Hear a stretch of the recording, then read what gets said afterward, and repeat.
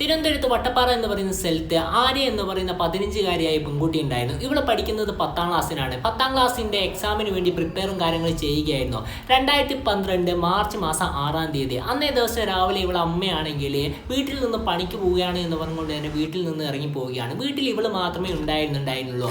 അതിനുശേഷം പിന്നീട് ഇവളെ വൈകുന്നേരം പിന്നീട് ഇവളുടെ അമ്മ വീട്ടിലോട്ട് വരികയും ചെയ്തു.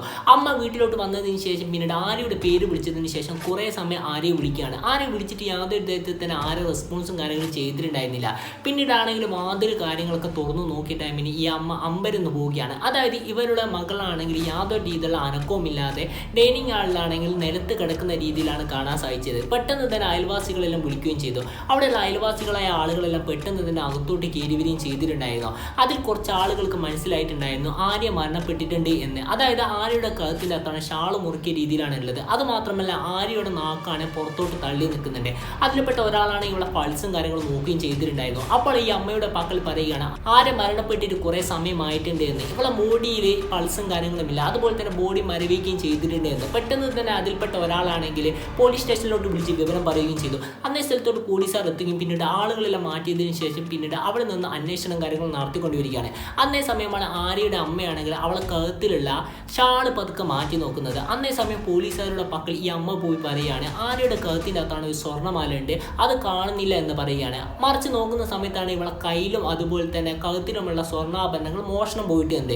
അതുപോലെ തന്നെ മോഷണ ശ്രമത്തിനിടയിൽ നടത്തിയ കൊലപാതകമാണ് എന്ന് പോലീസുകാർ മനസ്സിലാക്കുകയും ചെയ്തു. പിന്നീട് ഇവളുടെ ഡെഡ് ബോഡി നേരെ ഓട്ടോപ്സിക്ക് അയക്കുകയും ചെയ്യുകയാണ്. ഓട്ടോപ്സി റിപ്പോർട്ട് വന്നപ്പോഴാണ് പോലീസുകാർ അമ്പരന്ന് പോയത്. അതായത് ഒരു മോഷണ ശ്രമം മാത്രമായിരുന്നില്ല അത്.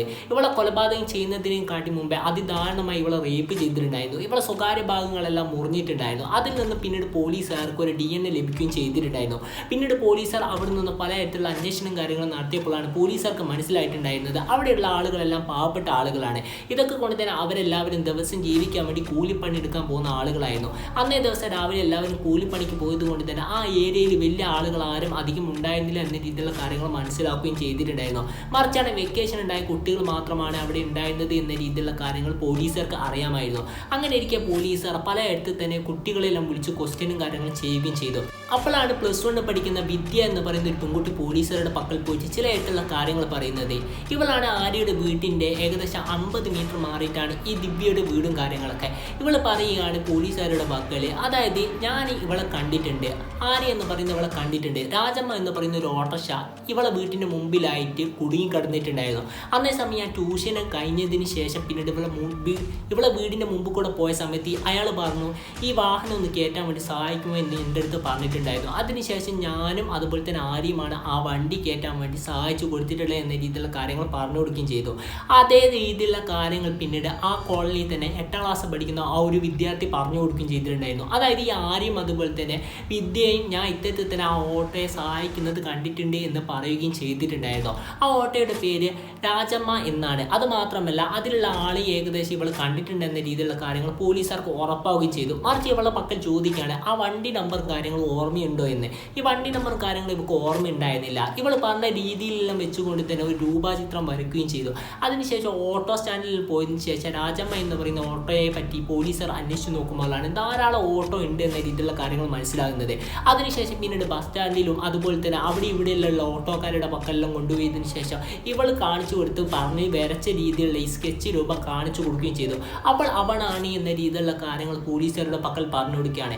ആരാണ് എന്ന് നോക്കുന്ന സമയത്ത് അതായത് ഇവളുടെ വീട്ടിൻ്റെ കുറച്ചപ്പുറം മാറിയതിന് ശേഷം ഒരു കോളനിയും കാര്യങ്ങളുണ്ട്. അവിടെയുള്ള ഓട്ടോ ഓടിക്കുന്ന രാജേഷ് കുമാർ ആണ് എന്ന രീതിയിലുള്ള കാര്യങ്ങൾ പോലീസുകാർക്ക് മനസ്സിലാക്കും. പിന്നീട് രാജേഷ് കുമാറിനെ വിളിച്ച് ക്വസ്റ്റ്യനും കാര്യങ്ങളും ചെയ്യുകയും ചെയ്തു. പിന്നീട് ഇവ എല്ലാ രീതിയിലുള്ള കാര്യങ്ങളൊന്നും സമ്മതിച്ച് പറഞ്ഞിട്ടുണ്ടായിരുന്നില്ല. അതിനുശേഷം ആ +1 പഠിക്കുന്ന വിദ്യ എന്ന് പറയുന്ന പെൺകുട്ടിയെ നേരെ വിളിച്ച് കാണിച്ചു കൊടുക്കുകയാണ്. അപ്പോൾ ഇവൾ പറഞ്ഞ് ഇവൻ തന്നെയാണ് ആൾ എന്ന രീതിയിലുള്ള കാര്യങ്ങൾ പറഞ്ഞു കൊടുക്കുകയും ചെയ്തു. അതിൻ്റെ അടിസ്ഥാനത്തിൽ തന്നെ പോലീസുകാർ ക്വസ്റ്റ്യൻ ചെയ്യേണ്ട രീതിയിൽ തന്നെ പോലീസുകാർ ക്വസ്റ്റ്യൻ ചെയ്യുകയാണ്. അതിനുശേഷം ഇവളുടെ രീതിയിലുള്ള കാര്യങ്ങൾ മുഴുവനെ ഇവ പറഞ്ഞു കൊടുക്കുകയും ചെയ്തു. അതായത് ഇവളെ വീടിൻ്റെ മുമ്പിൽ എത്തിയതിനു ശേഷം ഇവൻ്റെ ഓട്ടോയുടെ മുമ്പ് ടയറാണെങ്കിൽ അവിടെ ഒരു ചാലിലോട്ട് പോവുകയും പിന്നീട് അവിടെ നിന്ന് ഇവർക്ക് ഒറ്റയ്ക്ക് ഈ ഓട്ടോ പൊന്തിച്ച് എടുക്കാൻ വേണ്ടി സാധിക്കുകയും ചെയ്തിട്ടുണ്ടായിരുന്നില്ല. പിന്നീട് ഇവ തളർന്നതിന് കൊണ്ട് തന്നെ ആ നേരെ വീട്ടിൻ്റെ മുമ്പ് പോയതിനു ശേഷം കോളിംഗ് ബെല്ലടിക്കുകയും പിന്നീട് ആ വീട്ടിൻ്റെ അകത്ത് നിന്ന് ആരെ ഇറങ്ങി വരികയും ചെയ്തു. പിന്നീട് അവളുടെ പക്കൽ കുറച്ച് വെള്ളം തരുമോ എന്ന് ചോദിക്കുകയാണ്. അതിനുശേഷം പിന്നീട് ഇവളോട് പറയുകയും ചെയ്തു ആ ഓട്ടോ ഒന്ന് കയറ്റാൻ വേണ്ടി സഹായിക്കുമോ എന്ന് ചോദിക്കുകയാണ്. അപ്പോഴാണ് വിദ്യ എന്ന് പറയുന്ന ആ +1 പഠിക്കുന്ന കുട്ടിയും കൂടി പോകുന്നത്. അപ്പോൾ അവളെയും വിളിച്ചതിന് ശേഷം പിന്നീട് നിർത്തിയതിന് ശേഷം ഈ 2 പെൺകുട്ടികളെയും സഹായം തേടി നേടിയതിനു ശേഷം പിന്നീട് ആ ഓട്ടോ പിന്നീട് അവിടെ നിന്ന് പൊന്തിച്ച് മാറ്റാൻ വേണ്ടി ഇദ്ദേഹത്തിന് സാധിക്കും ചെയ്തിട്ടുണ്ടായിരുന്നു. അതിനുശേഷം പിന്നീട് രാജേഷ് കുമാർ അവിടെ നിന്ന് ഓട്ടോ റിപ്പയർ ചെയ്യുന്ന രീതിയിൽ തന്നെ അഭിനയിച്ചുകൊണ്ട് നിൽക്കുകയാണ്. അന്നേ സമയം ആര്യ വീട്ടിലോട്ട് പോവുകയും ചെയ്തു. ദിവ്യയുടെ വീട്ടിലോട്ട് പോവുകയും ചെയ്യുകയാണ്. പിന്നീട് ആര്യയുടെ വീട്ടിലോട്ട് ഈ രാജേഷ് കുമാർ പോവുകയും പിന്നീട് കോളിംഗ് ബെല്ലടിച്ച് ഇവളെ വിളിക്കും. പിന്നീട് കുറച്ച് വെള്ളം തരുമോ എന്ന് പറയുകയാണ്. വെള്ളം കുടിച്ചതിന് ശേഷം പിന്നീട് പാത്രം അകത്തോട്ട് വെക്കാൻ വേണ്ടി ഇവൾ പോവുകയും ചെയ്തു. അന്നേ സമയം ഈ രാജേഷ് കുമാറാണ് വീട്ടിനകത്തോട്ട് കയറുകയാണ്. വീട്ടിൽ നിന്ന് പിന്നീട് തിരിഞ്ഞു നിൽക്കുന്ന സമയത്താണ് രാജേഷ് കുമാറിനെ ആര്യ കാണുന്നത്.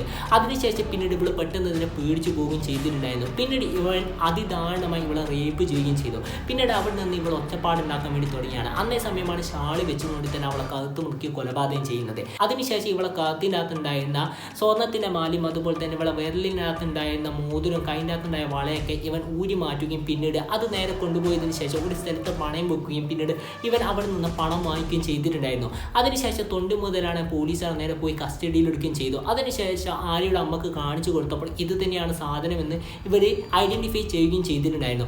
അതിനുശേഷം ഇവനെ നേരെ കൊണ്ടുപോയി ജയിലിൽ അടക്കുകയാണ്. അന്നേ സമയമാണ് കൊറോണയും കാര്യങ്ങളൊക്കെ വന്നിട്ടുണ്ടായിരുന്നത്. പിന്നീടാണെങ്കിൽ ഇവനെ ആണെങ്കിൽ പുറത്തോട്ട് പണിയെടുക്കാൻ വേണ്ടി കൊണ്ടുപോകുമായിരുന്നു. അതായത് ഒരു ഡബ്ബർ തോട്ടത്തിലായിരുന്നു പണിയും കാര്യങ്ങളും. അന്നേ ദിവസം ഒരു ദിവസം പണിയെടുക്കുന്നതാണെങ്കിൽ ജയിലിൽ നിന്നുള്ള അധികൃതർ ഇവനക്ക് കൊടുക്കുന്ന കൂലി എന്ന് പറയുന്നത് 250 റുപ്യായിരുന്നു. അതായത് ഇവനിക്ക് ജാമ്യമില്ലാത്ത ഇരട്ട ജീവപര്യന്തമായിരുന്നു ഇവനിക്ക് വിധിച്ചിട്ടുണ്ടായിരുന്നത്. അതിനുശേഷം പിന്നീടാണെങ്കിലോ അതേ സമയം ഒരു ജയിൽ പള്ളീൻ്റെ കൂടെ തന്നെ പണിയെടുക്കാൻ പോയിട്ട് നിന്ന് ആ ഡബ്ബർ തോട്ടത്തിൽ നിന്ന് ഇവൻ ഓടി രക്ഷപ്പെടുകയും ചെയ്തു.